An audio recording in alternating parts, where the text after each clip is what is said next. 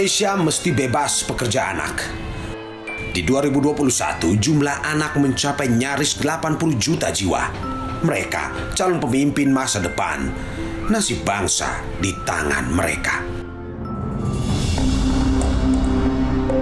Tetapi apa jadinya jika dalam masa tumbuh kembangnya mereka sengaja dipekerjakan, bahkan turun ke jalanan mencari uang? Bak lingkaran setan. Pekerja anak muncul lantaran sejumlah sebab yang saling berkaitan. Misal, terjebak kemiskinan dan upah murah bila mempekerjakan anak. BPS mengklasifikasi 3 lapangan usaha yang menyedot banyak pekerja anak, yakni bidang jasa, pertanian, dan industri. Anak berusia 14 tahun tidak masuk organisasi serikat buruh. Upahnya juga lebih murah dari orang dewasa. Dan dia tidak punya hubungan kontrak dengan pengusaha. Katakanlah contoh, orang tua yang bekerja di kebun-kebun sawit. Ya. Dia kan dapat target dari industri itu, katakan contohnya lah satu hari itu targetnya harus 20 kilo misalnya. Untuk memenuhi target 20 kilo itu tidak mungkin dikerjakan sendiri. Maka anaklah diminta membantu untuk memenuhi target itu. Komnas Perlindungan Anak menilai, anak yang sengaja dieksploitasi untuk bekerja, apapun itu alasannya, masuk kategori kejahatan kemanusiaan. Ya karena eksploitasi dia itu kejahatan terhadap anak. Kejahatan serius terhadap anak. Karena apa? Karena itu tidak pidana. Jadi kalau saya mendorong anak untuk bekerja di jalanan untuk mendapatkan sumber ekonomi, sekalipun itu untuk ekonomi keluarga, apalagi menengah atas, itu pidana gitu loh. Pemerintah memang telah mengeluarkan instrumen untuk melindungi anak dari tindakan eksploitasi dengan menjadikan anak sebagai pekerja.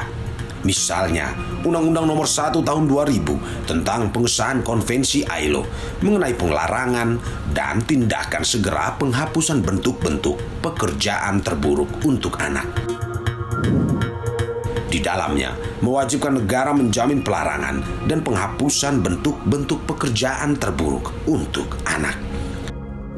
Lalu, Undang-Undang tentang Ketenagakerjaan. Dalam aturan yang termuat, siapapun dilarang mempekerjakan dan melibatkan anak pada pekerjaan-pekerjaan yang terburuk. Maka, dengan sejumlah aturan yang telah dibuat, apakah negara sudah mengawasi secara maksimal? Sangat lemah, karena saya pernah terlibat untuk memberikan intervensi untuk katakanlah memberikan masukan ke bagaimana intervensi yang baik bagi anak-anak yang terpaksa bekerja di beberapa daerah, termasuk di daerah-daerah perbatasan. Siapa yang mengawasi itu? Nggak melakukan apa-apa.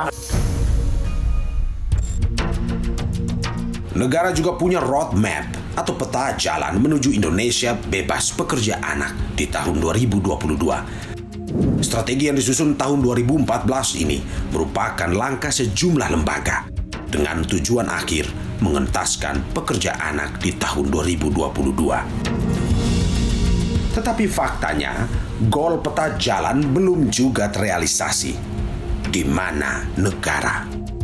Ketika masih ditemukan, maka ini menjadi PR kita, dan ini tentu ada Kementerian Tenagakerja, ada kementerian lembaga terkait, dan ini dilakukan berbagai upaya, termasuk tadi memastikan bahwa ketika ditemukan praktek pekerja anak, tentu sistemnya akan bekerja untuk memastikan bahwa upaya penarikan, upaya pencegahan dan upaya penanganan perlu dilakukan. Komnas Perlindungan Anak menilai negara belum seutuhnya hadir bagi anak. Pemerintah dinilai perlu bekerja sama membentuk tim untuk mengupayakan agar tak ada lagi pekerja anak, termasuk bagi orang tua yang hidup di ambang kemiskinan, sehingga mereka tak punya pilihan selain menyuruh anaknya bekerja. menyiapkan lapangan pekerjaan bagi keluarga yang alasannya mempekerjakan anak atau menyuruh anak, membantu anak dalam keluarga sebagai ekonomi alternatif keluarga. Disitulah programnya memberikan tempat program ekonomi keluarga yang ada di Menteri Ketenagakerjaan. Lantas, langkah apa yang negara bakal lakukan supaya Indonesia benar-benar bersih dari pekerja anak?